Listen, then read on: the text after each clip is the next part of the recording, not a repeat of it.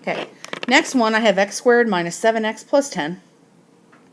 First thing I need to do is I need to factor this. Hold on.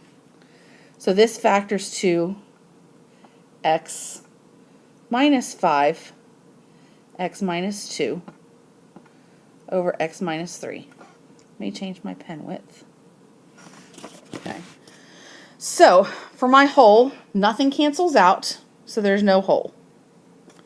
For my y-intercept, I'm going to set my x's equal to 0.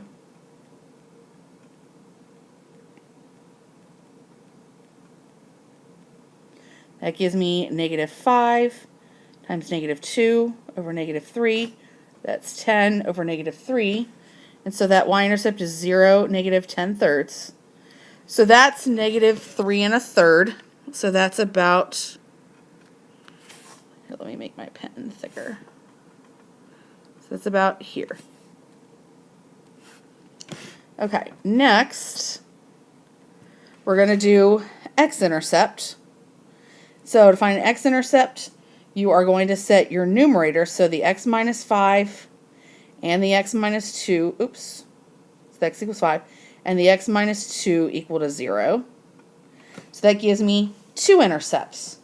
I'm going to have 2 intercepts at 5, 0 and 2, 0. 5, 0 and 2, 0. Let me do, I gotta make them thicker. 2, 0, 5, 0. Okay. Alright, next one. Make it purple. Okay. To find a vertical asymptote, you're going to set your denominator equal to 0. So x minus 3 equals 0.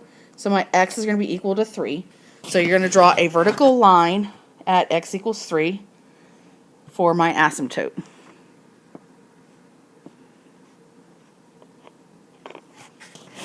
Okay.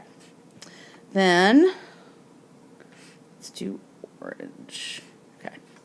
My horizontal asymptote, your largest variable in this case is x squared. Okay. So my largest variable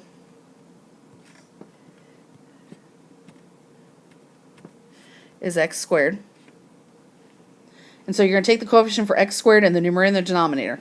So in the numerator, the coefficient, my coefficient for x squared is 1. But you notice there is none in the denominator. Now you're not taking the largest of x squared on top and the largest of x on the bottom. It's x squared overall. So the coefficient for x squared on top is 1. There is no x squared on bottom, so that means it's 0. 1 over 0 means it's undefined, so there is no horizontal asymptote. And if I want to find an oblique asymptote, I'm going to do synthetic division. Let's do it right here.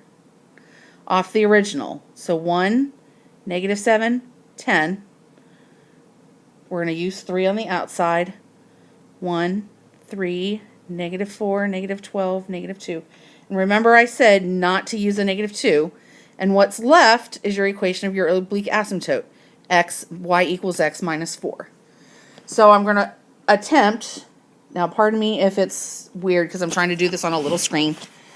My y-intercept is at negative 4. My slope is 1. Let's see if I can graph correctly.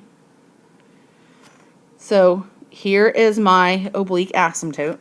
And you can kind of already see where your graph is going to go in the picture. So it's going to go in here and over here. And that is my graph for this one. Okay, next we need to factor x minus 3, x plus 3, over x minus 3, x plus 2. So if you notice, my x minus 3's will cancel, and that means that you have a whole.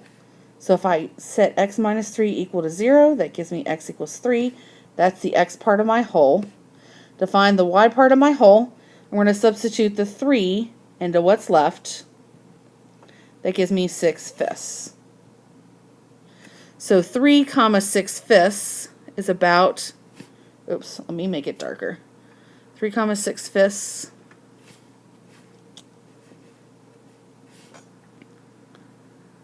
is about there. That's a whole. Okay. Then for my y-intercept, you're going to set x equal to 0. We're going to set it into what's left. If you set it into the original, it won't make any difference. You'll get the same thing. So you're going to get 0 3/2. So that's 0 1.5. So that's a little bit higher. Sorry, I'm doing the best I can with a teeny tiny little graph.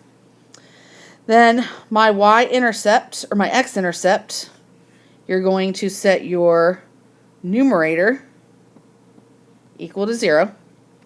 My x equals -3, write it as a coordinate. -3, 0. Vertical asymptote, you're going to set your denominator. Now, since we've already canceled out x minus 3 is here, the only thing you need to set equal to 0 is the x plus 2. So the x plus 2 equal to 0 gives me x equals -2. That is my vertical asymptote. That gives me, hold on, let me make my pen thicker. This gives me an asymptote at -2.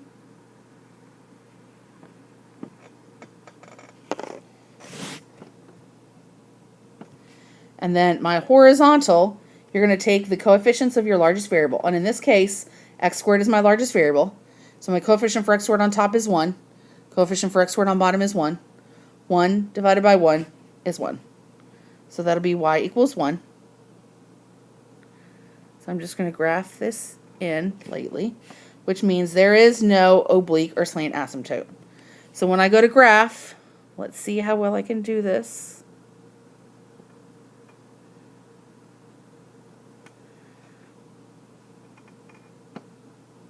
There is my graph.